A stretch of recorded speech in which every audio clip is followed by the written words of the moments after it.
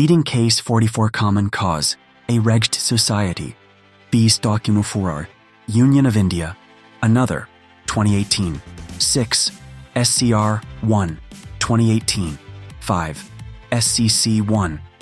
Did you know that this landmark case challenged the very foundation of how NGOs interact with the government in India, highlighting the delicate balance between civil society and state regulation?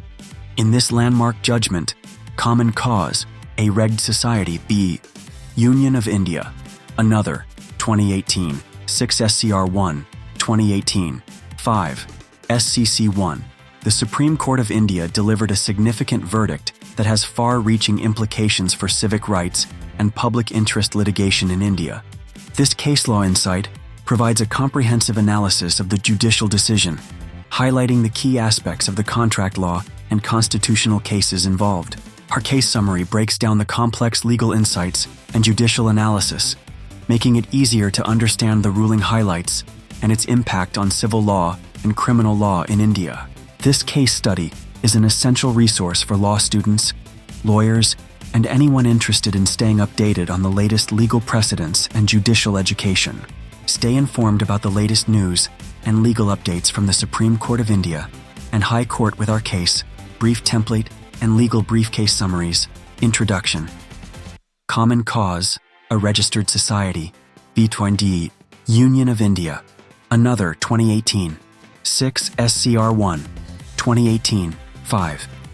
SCC 1 is a landmark judgment by the Supreme Court of India that addressed the legality and ethical considerations surrounding passive euthanasia and the execution of living wills.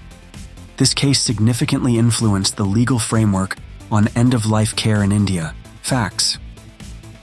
The petition was filed by Common Cause, a non-governmental organization that sought recognition of the right to die with dignity as a fundamental right and the legalization of passive euthanasia and living wills.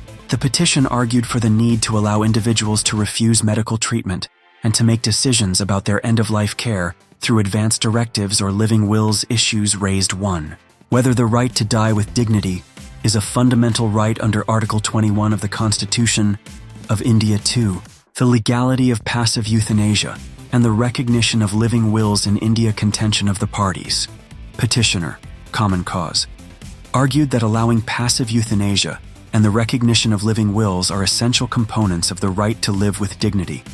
They contended that individuals should have the right to make decisions regarding their end-of-life care, including the refusal of life-sustaining treatments. Respondents, Union of India and others. While generally supportive of the concept of passive euthanasia, the government expressed concerns about potential misuse and the need for stringent regulations to safeguard against involuntary euthanasia. Critical analysis of the case. The case required a delicate balancing of ethical, legal, and medical considerations.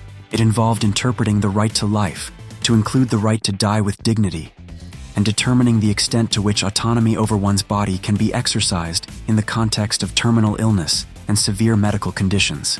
Other judgments discussed in the case and their ratio with citation: Aruna Shanbhag v.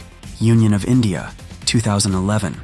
4. SCC 454. In this case, the Supreme Court allowed passive euthanasia under strict guidelines, but did not address the legality of living wills. It was a significant precedent that laid the groundwork for recognizing passive euthanasia. Opinion of judges.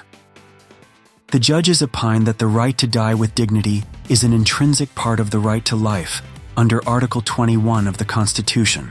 They recognized that a competent individual should have the autonomy to decide the terms of his or her living and dying. Direction. The court issued detailed guidelines for the execution of living wills and the procedures to be followed for passive euthanasia. It stipulated that such directives must be voluntarily executed and should be vetted by a judicial officer. Finding of the court. The court found that passive euthanasia and the execution of living wills are permissible within certain safeguards to protect the rights of the terminally ill to die with dignity. Final judgment. The Supreme Court legalized passive euthanasia and approved the creation and execution of living wills, allowing individuals to refuse medical treatment under specific conditions, thereby upholding the right to die with dignity. Conclusion. Common Cause, 5. Union of India. Another represents a significant advancement in the legal recognition of individual autonomy and rights over one's body and life choices.